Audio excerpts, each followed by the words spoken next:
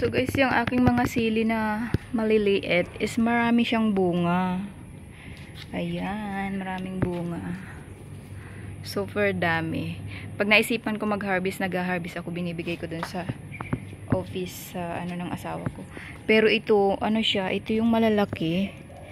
Mabagal siyang magbunga kasi mahilig akong kumain ng sili na ganito. So kakaunti yung bunga niya. Ayan, i-harvest ulit natin yung maliit.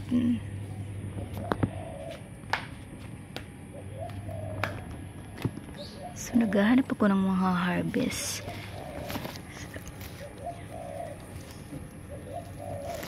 Ay, nasa na? Ay, nalaglag. Nalaglag. Dadalawa lang. Maliit pa.